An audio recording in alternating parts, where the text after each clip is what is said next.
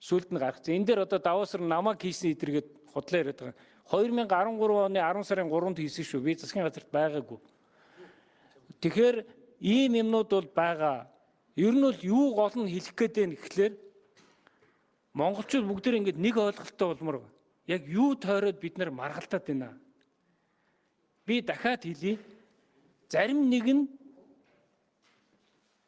үйл ажиллагаагаараа гай болсон. Зарим нэг нь эс үйлдэлээрээ гай болсон. Одоо бүгдээрээ өөртөө магтаад яриад байгаа байхгүй. Би энийг бүгдийг ингээ гаргаж чадна. Энэ засгийн газар ийм эс үйлдэл хийгээд ийм хүндрэл авчирсан. Энэ засгийн газар нь ийм үйлдэлүүд хийгээд ийм хүндрэлүүд авчирсан гэдгийг хэлж чадна. Энийг би хаалттай урал дээр ярмаар. Тэгэхгүй яагаад ийм болсон бэ гэдгийг ч одоо ингээд хүмүүс өөртөөхөөрөө тайлбарлаад ингээд ахын бол хүмүүсийн толгой ирнэ. Одоо Монгол улс өртөө гэж яриад байгаа. Би энэ хөрөнгө оруулалтын гэрээн дотор заасан байгаа. Манад үр байсан тэрийг 19 онд Оюутны ерөнхий сайдын засгийн газар хилцэж хагаад үргүү болгоцсон. Монгол улс юм уу Эрдэнэс оюу толгой үр бол байхгүй. Засгийн газар ч үр байхгүй. Одоо энэ санхүүжилт хийж байгаа асуудлыг 100% оюу толгой ХХК өөрөө хариуцна. Тийм учраас үрийн тухай ярьдаг яриа бол буруу шүү. Би энэ дотор санхүүгийн мэргэжилтэй хүмүүс байгаа байх гэж найдаж байна. Тэгэхгүй ингээд өр гэдэг үг заяа. Монголын өр гэдэг үг, Английн debt гэдэг үг хоёрын ялгаа бол асар зөрөөтэй шүү.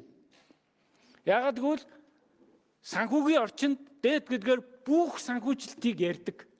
Монгол хүмүүс өр гэдэгт юуг ойлгодог вэ гэхээр төлж чадхаа болцсон юмыг өр гэж ойлгодог байхгүй юу?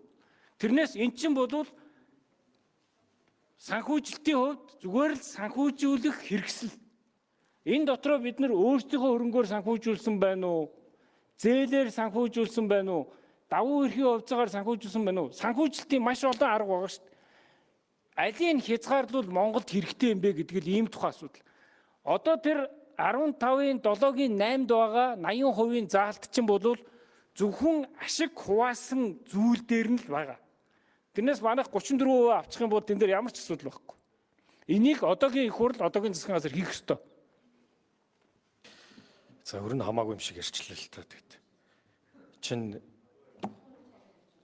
хуулийн зээл 6 тэрбум үлдэгдэл байгаа. Тэрний хүүн хөрөмтлөгдсөн хүн өөрөө 6 тэрбум болчих. Тэрнээс болоод бид нар таны нөгөө 2019 онд найдвартай он гэсэн ноглош чинь байхгүй болсон байх тийм шүү дээ. Тэрийг ойлгож байгаа тийм.